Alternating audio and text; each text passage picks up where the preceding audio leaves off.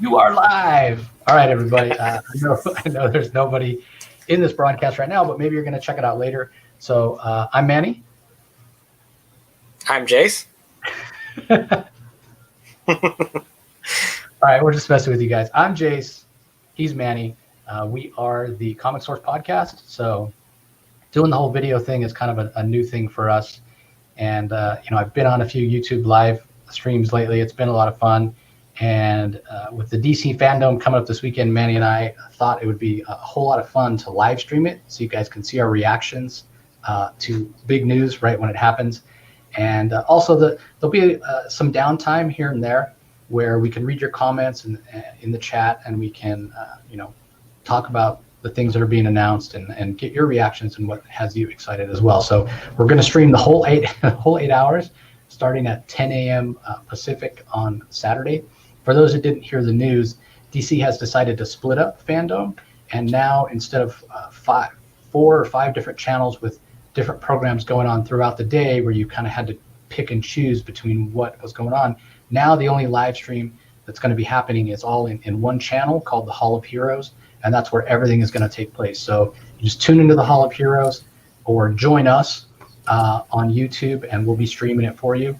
And again, you'll be able to see our reactions. And you're not going to be able to miss. You're not going to miss anything. There's no having to choose between, do I want to go to the comic book panel? Do I want to go to the movie panel? Do I want to go to the TV panel? So it's great that DC decided to do this. I heard that it was had a lot to do with kind of fan reaction and response. A lot of people were kind of bummed out that even if you stayed awake for 24 hours to see the encore presentations, you just couldn't see everything, right? So if you can't make it this weekend, all the other stuff, a lot of the comic book stuff and some of the TV stuff is still going to happen. It's going to be in a few weeks on September 12th. And that stuff's all going to be on demand. So at certain times throughout the weekend, that weekend of the 12th, starting at the same time at 10 a.m. Pacific, they're just going to release everything. Like I went and looked at the schedule. It's like 25 or 30 panels at 10 a.m. on Saturday morning, just go live. Now, what we don't know is how long those are going to stay active, but there's a ton of stuff on Saturday. And then on Sunday, a lot of the content in the kids area is going to go live on Sunday. So all kinds of cool cartoon stuff and activities for kids. There's cosplay contests and all kinds of stuff. So again, we don't know how long that stuff's going to be live. We do know that all the content that is streaming this Saturday, August 22nd, is only going to be available for 24 hours, which makes sense because things like the world premiere of Superman Man of Tomorrow, well, they're not going to put it up on YouTube or stream it through their own platform and then have it just stay out there forever, because then nobody's going to go buy the DVD or pay for a digital download. So we do know this content on Saturday is only going to be available for the 24-hour period.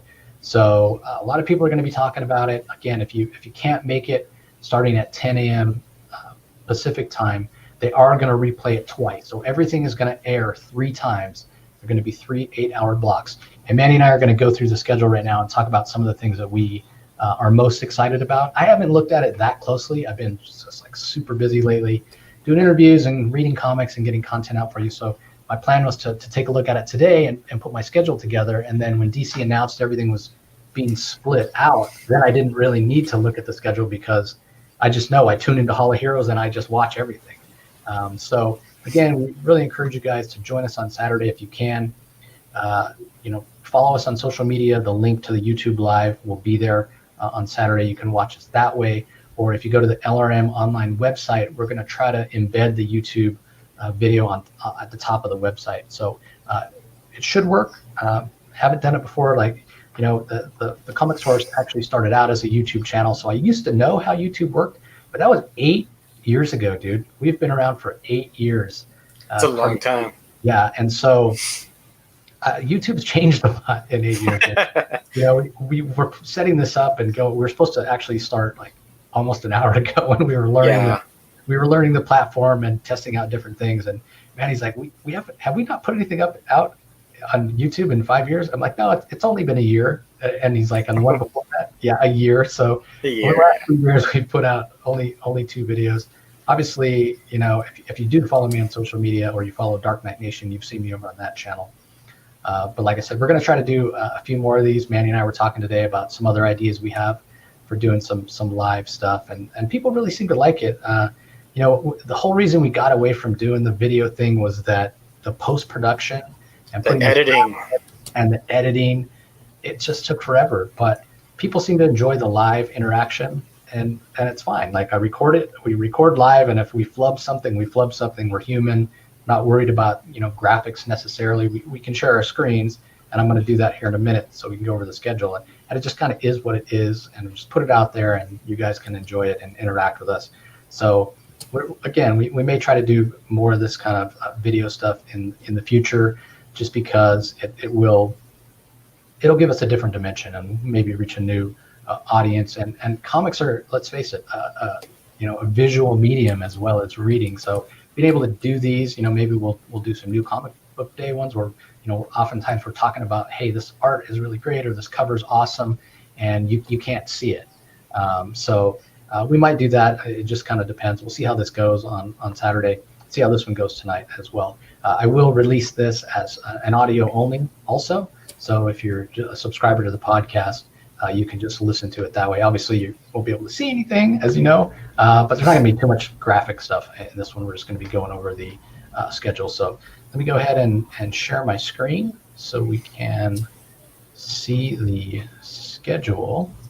While you do that, I did want to clarify one thing. The September 12th edition of DC Fandome is also going to be 24 hours only, but that one will be an on-demand experience where there's not necessarily a schedule that you have to follow. And okay, so everything in the Watchverse, the Kidverse, the Uverse, the Funverse, and the Insiderverse, basically everything else, that's going to be available either on Saturday, September 12th, or I thought some of them were on Sunday, but I don't see that now. Everything I'm looking at now says Sunday or Saturday, September 12th. But it's also only going to be available just for that 24 hours. That's right. According to the press release. Yeah, I hope they decide to keep some of it up longer than that. I mean, it's fine. I understand not wanting to keep things like screenings and sneak peeks and trailers and that kind of thing. But some of the stuff like this Acid Beast Boy, Cyborg, and Robin, like, why not leave that up for the kids? Yeah, I'm sure some of the things are going to make their way to the different DC properties, whether it's YouTube or their main channel. So it's just a matter of what they decide is viable. Like you said, the films are probably not going to be viable, the world releases and things like that. And who knows, maybe some of the big reveals that they won't want to keep up. Right, exactly. So, okay, so do you want to go ahead and just start down the list? We start with probably their biggest, I don't want to say biggest property, but maybe most anticipated.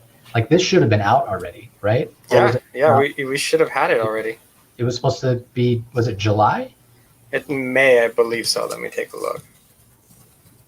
So yeah, we're talking about Wonder Woman 1984. Manny was ready to, he was all prepared. He was ready to rock the fanny pack, head into the movies, stash his milk duds in there and his car keys. And yeah, so we're going to, and again, a lot of these panels are going to be pre-recorded, but according to the text here, we're going to see Gal Gadot, Chris Pine, Kristen Wiig, and Pedro Pascal, as well as director, co-writer, producer Patty Jenkins, join forces with host Erico Borga. I'm not sure. I mean, it says Brazilian. I don't know who these people are, but Erico Borga and Aline Denise, I hope I'm saying that right, celebrate the fans of the big way. They'll answer questions from fans from all over the world, talk fan art and cosplay, and reveal an all-new sneak peek at the upcoming film, plus a few more surprises. 25 minutes. So I'm really looking forward to this. I'm really looking forward to this movie. In fact, when the first trailer dropped and I showed my daughter, she was like, whoa. Well, she had two things to say. First, three things, I guess. First thing she said was, whoa. And then she said, man, 1984 was a long time ago, making her old man feel old. And then the last thing she said is when the date popped up. She's like, I have to wait how long? So, pretty, and now she's had to wait even longer. So I think, when did you look it up, man? Did you see when it was? Yeah, it was. So it's actually been delayed several times. It was supposed to be out in 2019, but they pushed it back, and the date it was set for was June 5th, 2020, and here we are in August, and we're still talking about this movie without a reveal. I think it was probably going to be one of their feature films at WonderCon, but obviously that didn't happen. So Comic-Con didn't happen. Yeah, June 5th would have been before San Diego Comic-Con. So yeah. So just kind of like the same way they did it with the first Wonder Woman film. It was a feature at WonderCon. I mean, it makes sense. WonderCon, Wonder Woman. Why not? I will say that the one thing I do not want to see is don't reveal Cheetah to me. Let me see that in theaters. I understand that. There's because do you remember a couple years ago when they did the Batman v Superman trailer and they revealed Doomsday? Yeah. It's like how much it would have been so much better if you could have just held on and just let that be a reveal in the movie. It would have been a lot more impactful, and maybe it would have been a little bit. I guess I can see both sides though, especially now with this is supposed to come out in October. I'm not going to be comfortable going to a movie theater in October, so I don't know when. A lot of people aren't, yeah. And it's like, but I want to. This is a movie you need to see on the big screen so you can experience it. So I don't know how I feel about it. Like, am I going to go sit in a movie theater and like put on a hazmat suit and go, or just go and sit on like the edge of the seat with a mask on and not touch anything? Well, one of your options is to find one of the many classic American drive-ins and see it there. Oh, you know what? That's a good point. Yeah, there's a drive-in here in it's in Glendale. It's like not too far from where that's not bad. Yeah. 25 minutes. So yeah, maybe that's an option. But I agree with you. I hope they don't show Cheetah, but at the same time, I will understand if they do, because okay, like let's be honest here. Warner Brothers just they had 800 people lose their jobs because they're losing money hand over fist right now, not being able to make any TV shows, movies, that kind of thing. AT&T, we talked about it, $160 billion in debt. They need this to be a big hit. So I could see them, if some higher up at Warner Brothers thinks, putting Cheetah in the trailer is going to get people excited and get more butts in the seats, I could see him doing it.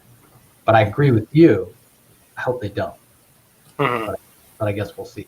The other thing that's interesting, they really are packing a lot in. Like, if this had happened at WonderCon, this probably would have been, like you said, a featured panel, like Wonder Woman was. It would have been like a 90-minute right in the dome, Fandome. It would have been at the Anaheim Convention at the arena. Yeah.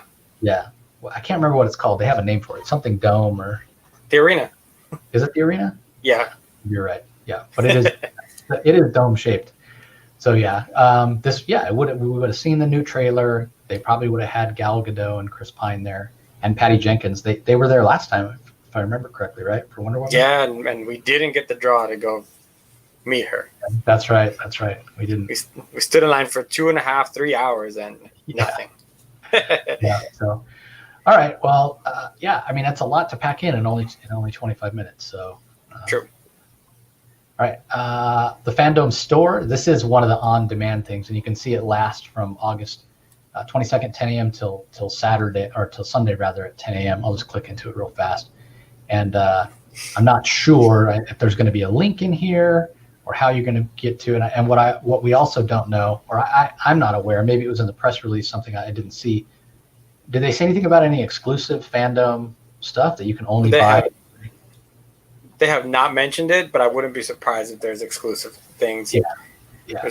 I'm sure that to make your experience as vivid as possible, they should also have a virtual line for you. Well, you can have multiple browser windows open. On this screen you're in line, and on this screen you're looking at it. I'm telling you, this pandemic and the way they've been putting these conventions online with the virtual stuff, we may have seen the end of the old type of convention. Like now, people, even if I'm standing in line at San Diego, like especially if you're in line for Hall H, right? Like if you're in line for Hall H for a day and a half, right, or whatever, 20 hours, let's say, hey, let me stream some of the other panels that I'm missing out on my phone. So it's not the same as being in the room, but you can at least, you know what I mean? Well, I mean, if we get back to it, I don't really see that you'll lose that exclusiveness, and then I think of the. Well, yeah, no. I agree with you, and what I was going to follow that up with by saying is, but let's say that it's only broadcast in a certain geographic area. Oh, okay, I can see that, and somehow that works. Yeah, or you have to be joined to the convention center network, the convention center. No, that would be horrible. That's a lot of people. So you know what? Okay, hear me out, because you gave me a great idea. Why don't, if you're gonna allow streaming like that, log in with your badge. Yeah, I was just gonna say that. Yeah. It's just that easy. Put in your badge ID, and that's how you log in. Yeah, we have the best ideas. I don't understand why don't we work for some of these other companies.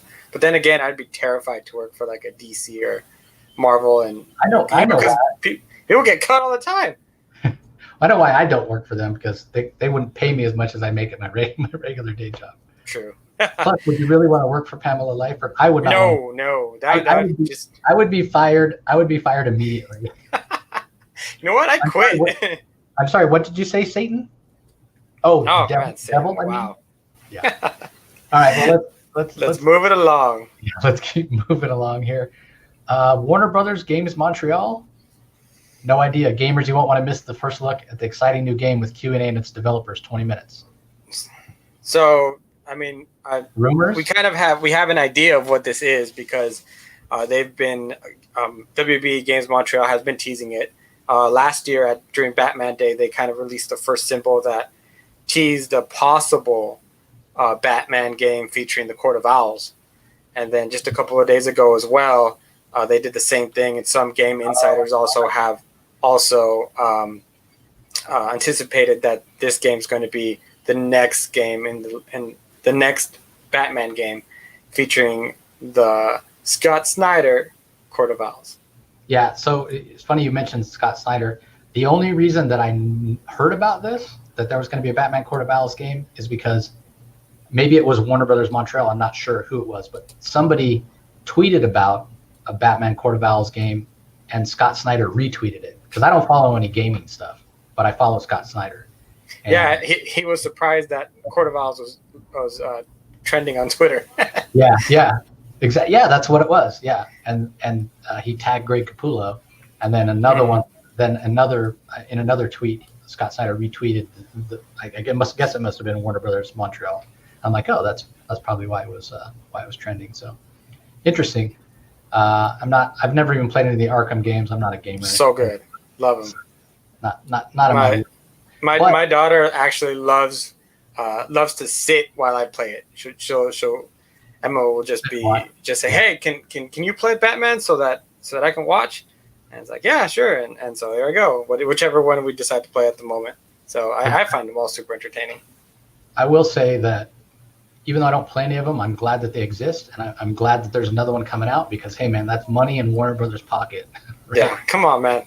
Maybe get him back up there. Maybe that'll satisfy Satan a little bit, or the devil. The next panel actually surprises me a little bit. That's the Sandman universe entering the Dreaming panel, and that's a 10:45. Neil Gaiman, Dirk Maggs, G. Willow Wilson, and Michael Sheen discussed the legacy of the Sandman comic book series and how it's been expanded with new stories adapting into new mediums and enthralled audiences around the world. Yeah, 30 minutes.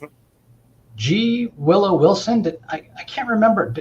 Was she on one of the Sandman universe books? I don't know.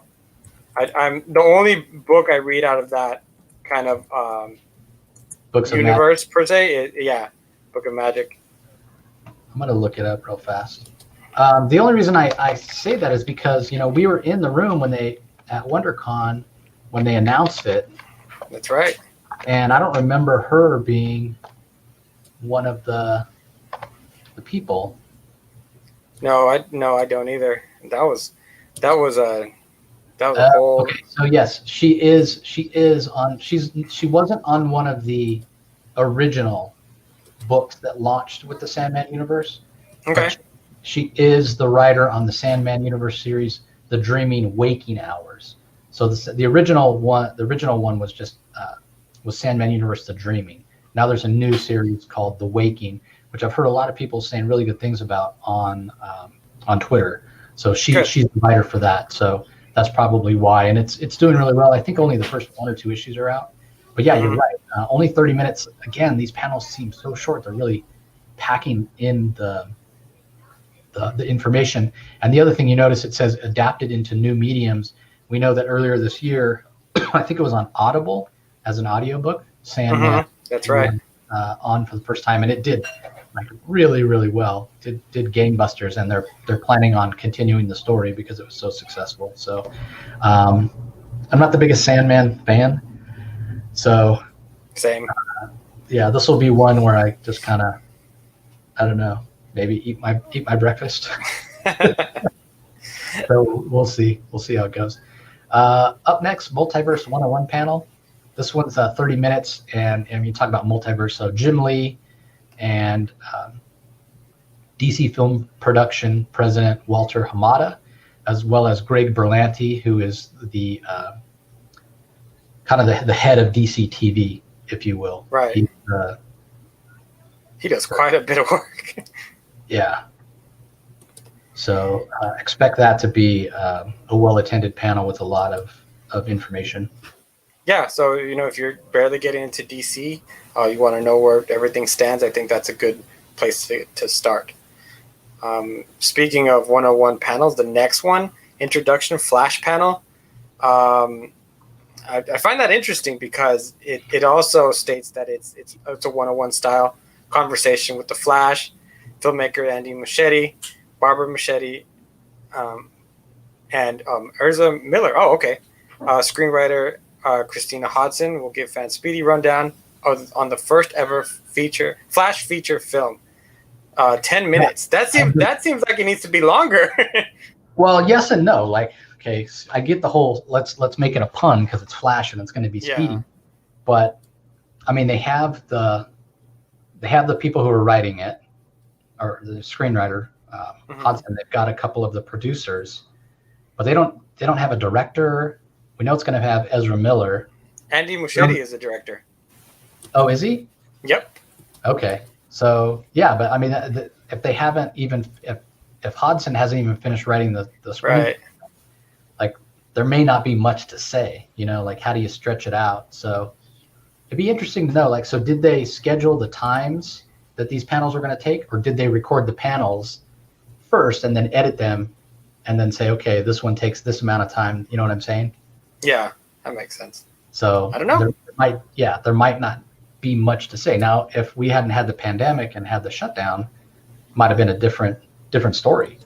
Might have been more to say that would have been further along. So, yeah, I mean, I like Ezra Miller as an actor. I don't think he's the right choice for Flash. I haven't seen him enough as the Flash, so I can't comment yet. He was funny. It was funny and entertaining. I will say it was a fantastic moment during Crisis on Infinite Earths to see Grant Gustin's Barry Allen and Ezra Miller's Barry Allen come face to face. That was a really cool way to connect things, and I know that it happened at the last minute, but I'm glad it did. I've never seen the Flash TV show, so I can't speak to that. But for me, in the Justice League movie, I think Ezra Miller would have been like, they should have made him Bart Allen instead of Barry Allen. He was more of a jokester like Bart than a serious guy like Barry, I felt like. So, but WB was never going to let that fly. Is there a Bart Allen in the TV show? No. Oh, okay. But I'm sure that they just want the original. Yeah, I suppose that's their true. Core group. Yeah. So next up, you want to talk about speedy panels. Next up, we have Beyond Batman. It's a 5-minute thing. And the Batman of the swinging 60s culture clashes with the Batman of the far-flung future, when Batman Beyond and his mentor, old Bruce Wayne, intercept a broadcast of the 1966 Batman TV show. So it sounds like this is going to be an animated thing where animated Batman Beyond and animated old Bruce Wayne are watching a clip from the Pow, Bam, Biff, Adam West Batman. Well, TV yeah, show. it is what it is. It's a commercial, pretty much. Yeah, it might be. Commercial for, I would say DC Universe, but we know all the content is moving over to HBO Max. So that's right. Yeah. The next panel, I think, is a more highly anticipated panel. I'm scrolling a little because I want to be sure that I'm right saying this. Yeah, we have a lot to cover, so we're going to try to speed it up a little bit. Yeah, so the next panel, I think this is my most anticipated panel. This is the one I'm most excited about. What else would you expect from the Suicide Squad but the ultimate elimination game? First up, writer and director James Gunn takes on fan questions that bring out Task Force X, then brings out Task Force X for a fast-paced, no-holds-barred squad showdown that tests every team's member squad knowledge and survival skills. So that's great. They're going to ask the people that are in the Suicide Squad movie questions about the Suicide Squad. So don't know if it's going to be questions from the Suicide Squad general knowledge, from the comics, from the first Suicide Squad movie, but I like this. I'm excited for this movie. Oh yeah. I'm one of those people. I didn't think the first Suicide Squad movie was that bad. Yes, it had problems. Yes, a lot of problems. It had most of it to do with editing, which we talked about on the podcast at the time. How they tested a David Ayer cut of the movie, and they tested, I swear to God, an edited version of the movie that was edited by a company that makes movie trailers. Yeah. Making a movie trailer is so different than making an actual movie. They're completely different animals. So the fact that they did that, and then they tested both of those with test audiences and then mashed them together. It didn't work. There are a lot of things that didn't work. I'm not a fan of Joel Kinnaman as an actor. We all know I'm not a fan of the Joker, but the Jared Leto Joker could be the worst Joker ever. So there were a lot of problems with it, but there was a lot of things to like as well. So now that James Gunn, who for whatever reason WB seems to trust more than David Ayer, and it seems, so far it seems like things are more hands off, and it's probably to do with the success he had on the Guardians of the Galaxy movies. Right. So he's just going to do what he does, and I can't wait to see this movie. I'm really, really excited for it. They've been teasing the panel a little bit on the Suicide Squad social media pages, and I think James Gunn as well. You get a little bit of a clips of it, and it looks like it's going to be a lot of fun. So definitely one to look out for. Yeah, remind me some of the people. Like, is Idris Elba Deadshot, or am I just? No. He has a. So tomorrow is when they're really going to reveal who's in it. Who's who in the. Because I remember his name. Not tomorrow, Saturday. Yeah, I remember his name being thrown out there. I think at first they were planning on, the rumors were that he was going to be taking over as Deadshot, but I think that they decided that they're going to bank on Will Smith playing his character again, so they decided to give him a different character. Okay, so Will Smith is coming back as Deadshot? I don't know. We'll see. Yeah, because I didn't think he did that great of a job. And I've talked about this before. When I see Will Smith in a movie, like, I'm acutely aware I'm watching Will Smith in a movie instead of, seeing the character. So we'll see. I hope that we get Captain Boomerang back, Jay Courtney. I thought he did a really great job. Mm-hmm. Yeah. I know we're going to see Harley, but I'm kind of over Harley at this point. So who else shows up? I guess we'll see, but I'm pretty excited. So. Mm-hmm. All right. This BAWSC, females of color within the DC universe. What is BAWSC? Find out here with the hottest actresses across DC television. Sit down with celebrity DJ D Nice. I don't know who that is. Grammy-winning actress Estelle. I don't know who that is. And I don't know who that is. I don't know who any of these people are either, except because I don't watch any of these shows, except for Candace Patton. I literally know none of these people. So Javicia Leslie is the new Batwoman. Okay. Okay, I know. I mean, I've never seen her or anything, but I've seen pictures of her. I'm excited for that new Batwoman. So it could be interesting. Yeah. Could be interesting. So, all right, moving on. Next up, we have the Legacy of the Bat panel. Calling all Batman fans, don't miss a discussion of the wide scope of the Batman universe, including the Batman family of characters. Key talent from comics, TV, games will provide insight into the world of Cape Crusader. Again, only 15 minutes, so it must be people only on screen for a minute or two. So I'm sure we're going to see probably Scott Snyder, probably James Tynion, probably going to see Kevin Conroy. I'm wondering if we might get any Ben Affleck or Robert. I think he's pretty done with the character. Maybe Robert Pattinson then. Maybe. So we'll see. We know we're not going to get any Adam West, unfortunately. Yeah.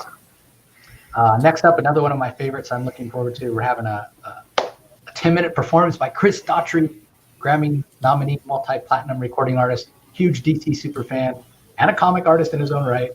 Delivers a solo acoustic performance of Waiting for Superman, a song inspired by the Man of Steel himself. I love that song, by the way. Like karaoke. Oh, okay, so you're not being sarcastic. Gotcha. I'm not, dude. I'm not.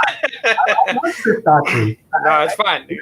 Yeah, lead single from his band's 2013 album, Baptized. Yeah, I know that song by heart, dude. I could karaoke the crap out of that song. So yeah, it should be. He's also going to do a full band performance of his brand new song, World on Fire.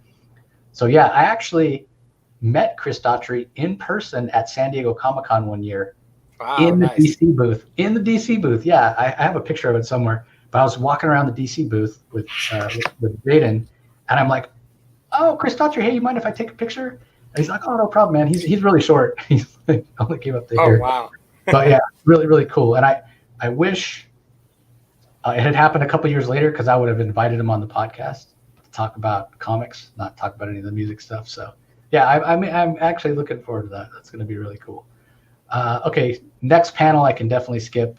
Joker put on a happy face and got it to only 5 minutes. Featuring interviews with filmmakers and industry legends, discover the origins and evolution of the Joker, learn why the clown prince of crime is universally hailed as the greatest comic book supervillain of all time. Okay, first of all, he's not a supervillain. He's a villain. He's not super. He doesn't have any powers. And I don't know how many interviews you can squeeze in 5 minutes, but I guess we'll find out. Mm-hmm. Happy that's only 5 minutes. Next one's interesting. Jim Lee portfolio review. So Jim Lee's going to be looking at some fan-submitted art that focuses on DC supervillains, 10 minutes. We know when DC Fandome first got announced, DC asked fans, hey, send us your DC art, send us your, like if you have a DC comic room in your house and that kind of thing. I didn't send anything in because my stuff's more eclectic than that. And they don't want, I'd have to take down anything that wasn't DC. That's way too much work. So, but anyway, looking forward to seeing what the fan art looks like. I did see Jim Lee talk a few times on Twitter about how amazing the art is that it's been submitted. Next up at 1:45 p.m. Pacific, we have a surprise DC Comics panel, 20 minutes. Your guess is as good as mine. It could be, maybe we're finally going to find out what's going to come next after the DC Dark Metal. Yeah, that would be interesting. So maybe that's going to happen. Not sure. Maybe. I guess we'll have to wait. We'll have to wait. And then I Am Batman, Voices Behind the Cowl. So I feel like we've seen that a dozen times. Well, that's the other thing too, right? Like for sure, you're going to see Kevin Conrad in this one. Everyone has their favorite Batman, but for audiences around the world, their favorite Batman has a local sound. Time to meet the voices behind the cowl. I don't even know who else has done Batman other than Kevin Conroy and is his name Dietrich Bader?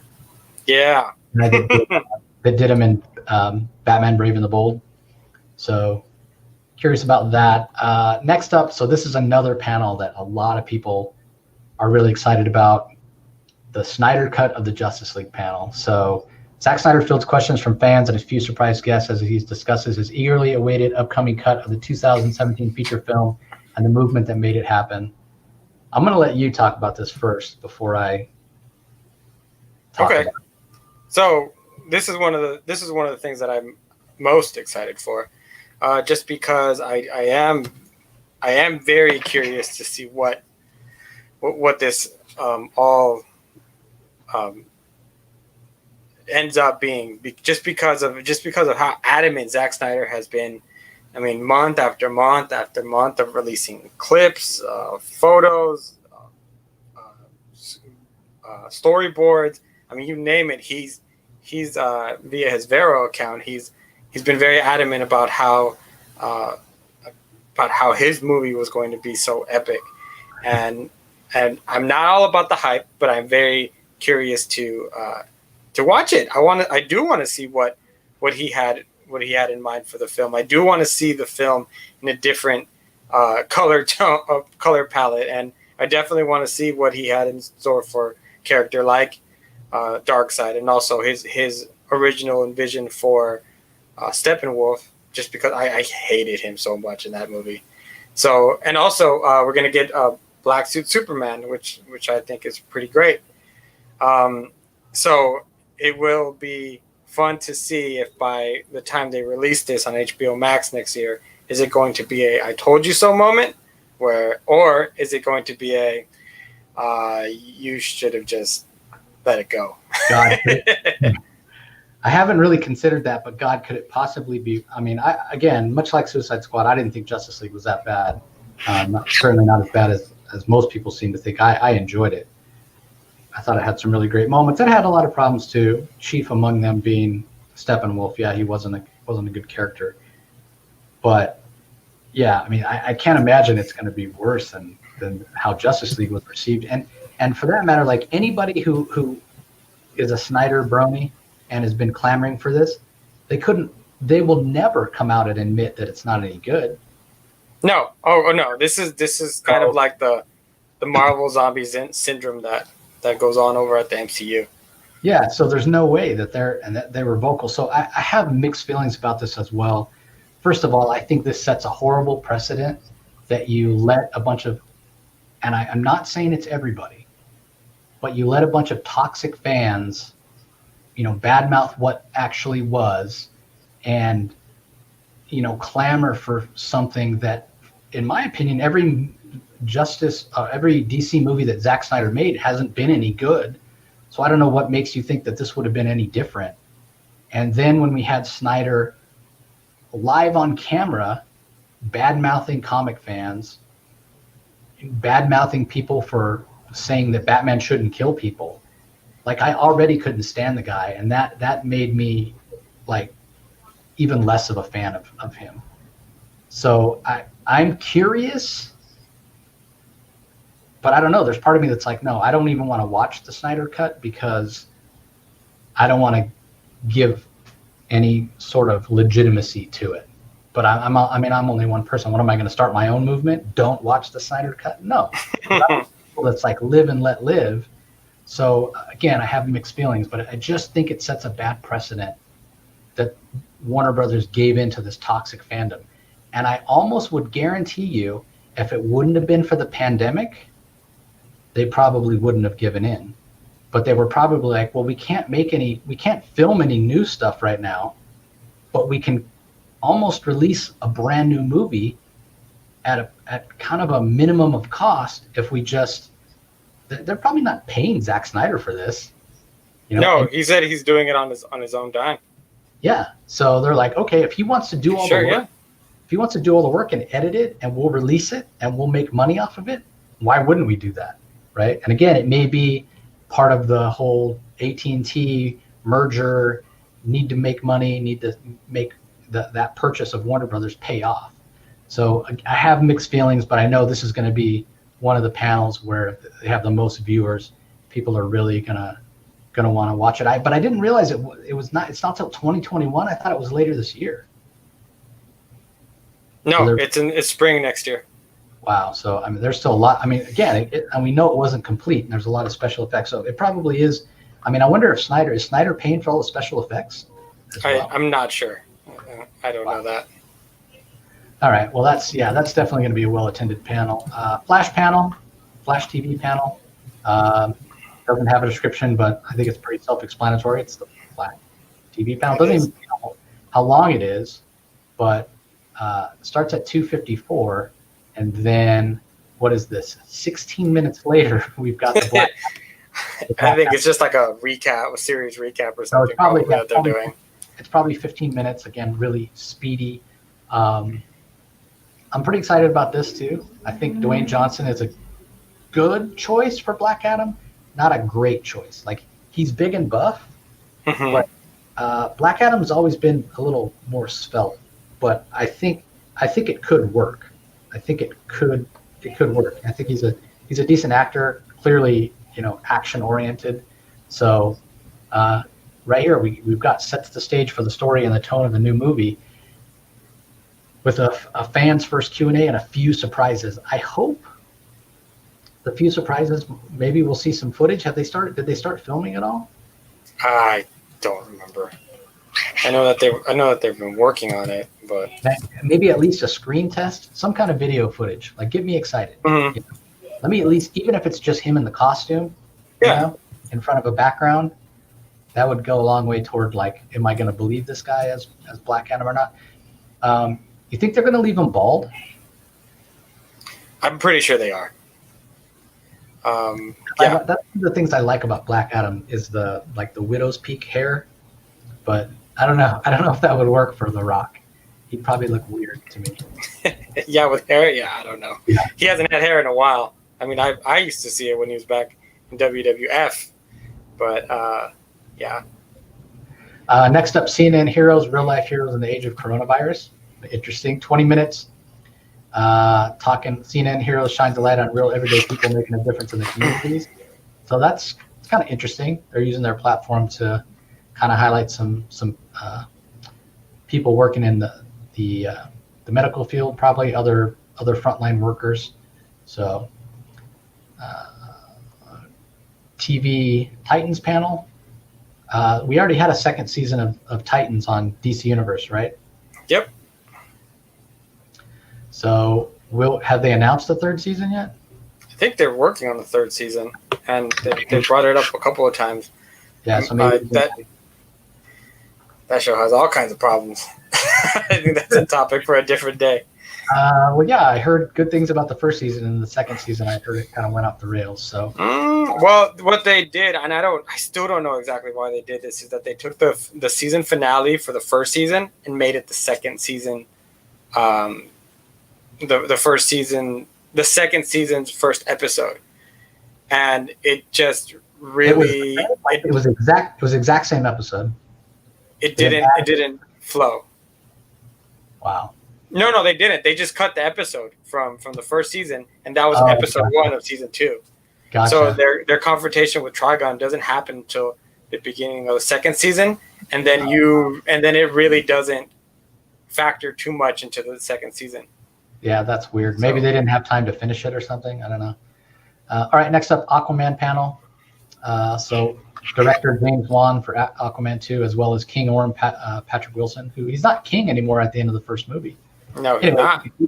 Deep dive into the world of Atlantis that Wan created, revealing their favorite behind-the-scenes moments from the largest DC movie ever, 10 minutes. So probably not going to get anything about the second Aquaman movie based on that description. But maybe they'll surprise us. I'm not holding my breath. Ask Harley Quinn. So this Ask Harley Quinn thing has been something that they have been doing on the DC Universe app,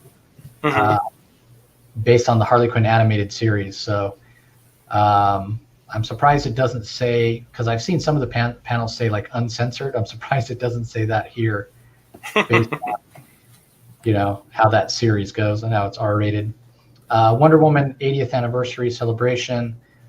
So we're going to see a little bit more of Gal Gadot and Patty Jenkins, along with a very special guest, as they reflect on the character's influence on them. 5 minutes. Who do you think the special? I have 100% somebody in mind that I think is the special guest. Your special guest is, I don't remember her name. She played the president in Supergirl. Played Wonder Woman the first time around? Yeah. Leslie Carter? Linda. Oh my God, I'm sorry. Linda Carter. Yeah, okay. Yeah, that's my guess as well. Linda Carter is going to be on that panel. Tomorrow's Superheroes with Jim Lee, brought to you by Gold House. Jim Lee joins Bing Chen, founder of the global nonprofit collective Gold House, to discuss the important contributions of Asian artists and writers in comics and comic-inspired entertainment. 15 minutes. Again, it's not something I'm really interested in, but some of these panels, like this one, and then the other one that we talked about where it's being hosted by some Brazilian people, it ties in 100% with what we saw Jim Lee tell the Hollywood Reporter about wanting to expand things internationally. So it makes a lot of sense that they're doing these kind of things. Shazam panel, Zach Levi and Cass can't tell you. I don't know what that is. Sworn to secrecy for the upcoming movie. Is there a Shazam 2? Was it that announced already? Yeah, they're doing a Shazam 2. I didn't know it. Well, they need to work on it soon because they didn't want the kids to get that much older. Yeah, that makes sense. So I mean, this is obviously pre-pandemic, so I still think that they're probably trying to get it done quickly, but it's just difficult. But yeah, they're trying. What the whole point was, they just don't want the kids to get that much older. Yeah, makes sense. Well, the castmates from the next Shazam movie, I guess, talk with Philippines' #1 DC fan Gino Guiomar, I guess it is, about what the next movie might be about, while commenting on everything from panels to the other Zach's cut, and even a few surprise guests drop in. So 10 minutes on that one. Next up, we have another Wonder Woman panel. The Wonder Woman 84 cast play Werewolf 1984. So join the cast of Wonder Woman 1984 and Rooster Teeth's Fiona Nova as they play Werewolf 1984, a fun adaptation of a game they played while on set filming the picture. Can you figure out who the villains are? I don't know anything about Werewolf 1984, or if that's a game they made up. I don't know what that is either. I mean, well, look at it. I mean, it's WW 1984. So who knows? I thought maybe they were talking about like Castle Wolfenstein or something like that. So I don't know. I guess we'll find out when we tune into that panel. And then we've got an encore at 6:25 of the Warner Brothers Montreal game announcement. At 6:30, we've got a host, Blurred and Bougie celebration featuring an exclusive DJ set by DJ Nice. Do you know who DJ Nice is? Never heard of that person. I don't know who that is. So, so you just glossed over Suicide Squad, Kill the Justice League? Did I? I think so, because that is right after the Werewolf 1984, and then you glossed right over the Batman panel. I'm very disappointed. Sorry, man. Sorry. Will Arnett hosts the highly anticipated video game reveal from Rocksteady Studios, creators of the Arkham franchise. 20 minutes. Yeah, this has a lot. I've heard more people excited about this game than a potential Batman Court of Owls game. Well, here's the thing: we've seen Batman games, and you can throw a batarang, you're gonna grapple, you're gonna beat up people, drive the Batmobile. But now you're gonna have the ability, hopefully, to play multiple characters from Task Force X, and that's what I hope. So we'll Captain Boomerang. That's gonna be the same as throwing a batarang. Here's all I don't want from this game. Don't make it Harley Quinn centric, please. I don't care if you make it Deadshot centric, or like make me Amanda Waller and I control everyone. Give me that power. Make you Amanda Waller and you don't even do anything but assign people to missions. That's right. It's like Railroad Tycoon or something, or Sim City. Is there any gameplay in any of the Arkham games where you have to like zoom in or do any kind of sniper type things? There's stealth missions. He doesn't use guns, so that's why I'm wondering if there's any. But you play as other characters besides Batman sometimes, right? In one of them, you can play as Robin briefly. Because I'm just wondering like how the Deadshot gameplay might be. So, all right. Well, again, a lot of people are going to be looking forward to that. All right, where was I? Okay, then the Batman panel.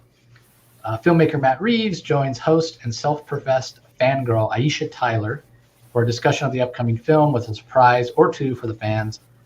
I really honestly expect a new trailer and Robert Pattinson to show up. So that's probably why. But I mean, here's the thing: like, I've heard some people that are excited that it's Robert Pattinson, and I've heard some people not excited that it's Robert Pattinson.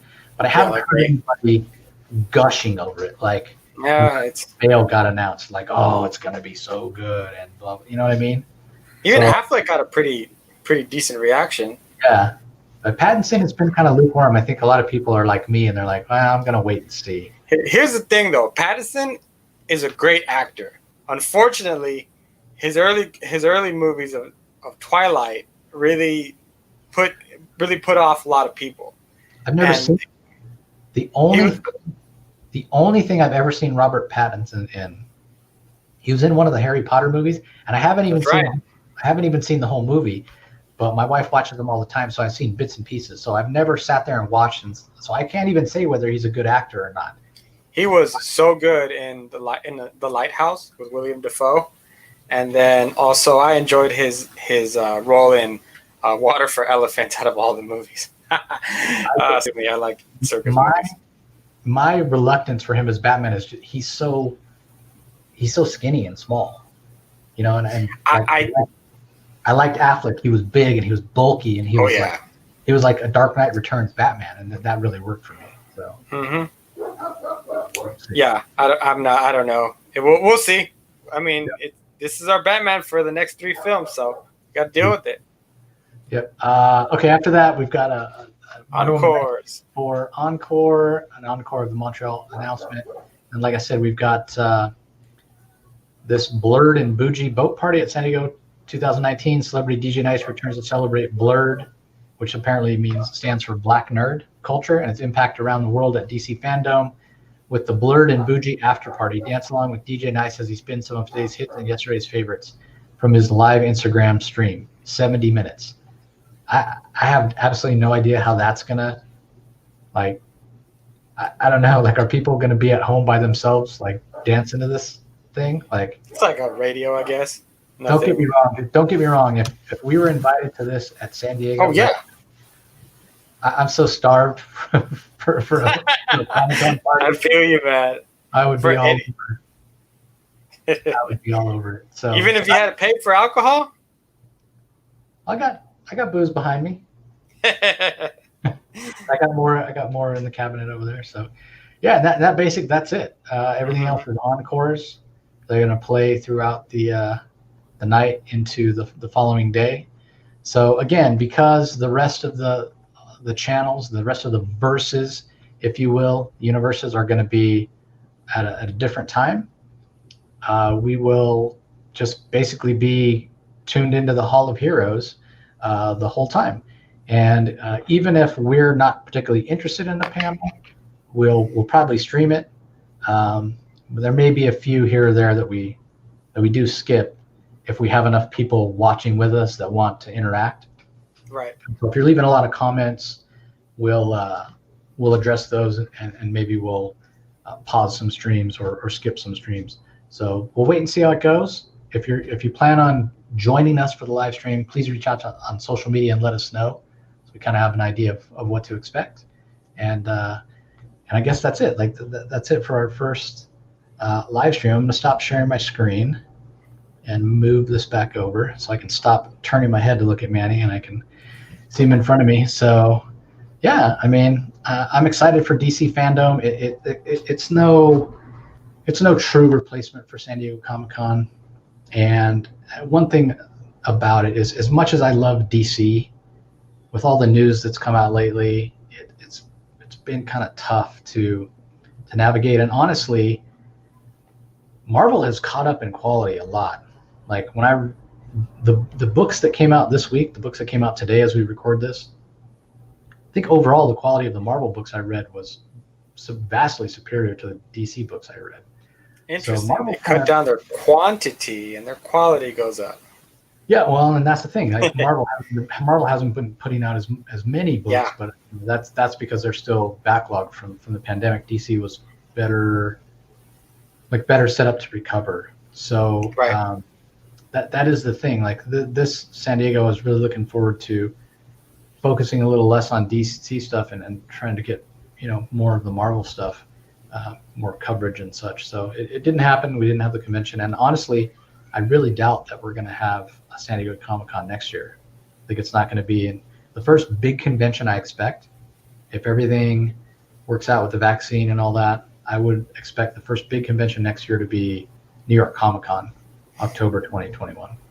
But we'll see. Hopefully I'm wrong, and we get some stuff before that. And even then, it's going to be fewer people. We're going to see people walking around with masks at the convention. I'll probably wear a mask. Like that wasn't a thing already. Everyone walks around with masks. Not me usually. So yeah, so we'll see how it goes. But again, thanks for joining us for our first live stream. We did have a few people that were talking to us in chat, and I never even noticed. So we have Zeus Tove saying, "What's up, guys?" But he said that like almost an hour Jesse ago. Toes. So and look, my nephew. Right on. As well. So probably the only two people we had watching. So anyway, thanks for watching. If you guys hung in there, again, this will go up on YouTube, and people can watch it later, and you can hear our thoughts on the panels, and hopefully a lot of you join us on Saturday, and we have a fun time. So I guess that's it. Anything else you want to add, Manny? You're stuck at home anyway. You might as well spend a couple of hours with us. Yeah, it's true. And if you're planning on watching these panels anyway, just because you are only going to watch a couple panels, join us for those couple panels. You don't have to stay the whole 8 hours and sit in your chair and stare at the screen drooling the whole time like we're going to be doing. So we're not looking for. Believe me, we are very, very happy that they cut it down to 2 events because now it spaces it out, and it also allows us to not be up for 24 hours straight. Yeah, definitely. And we learned a lot. We learned a lot on our first live stream here. So because I had the shared screen in the middle here that I was looking at, and I had the screen where we're broadcasting on the left, I totally missed these comments. I feel bad now that we hey, this is what this is for. We're learning. Yeah. So yeah, when we do broadcast live, I will be sharing my right screen, which is this screen. Is it flickering for you? It is flickering. Wonder why it's doing that. Let me try that again. I would say that maybe it's not a good idea to go through all the technical difficulties while we're still live streaming. So yeah, I'm not sure, but I'll share one of the other screens so that I can see the stream, and I'll look to the right to watch along with you people. So Awesome. All right. Sounds great. Thanks for joining, everybody. As always, really appreciate the support. Be sure you check out all our podcasts on whatever podcast platform you use, whether it's a podcast app on your phone, Google Play, iTunes, Spotify, iHeartRadio. You can even ask Alexa to play the Comic Source, and she will play the podcast. So it's a good thing to ask for. Definitely is. So again, thanks everybody for joining our first live stream, or if you're listening on the podcast, let us know. Let us know on social media if you're going to be joining us for the live stream on Saturday. Looking forward to it. So thanks again for your support, everybody, and we'll talk to you next time.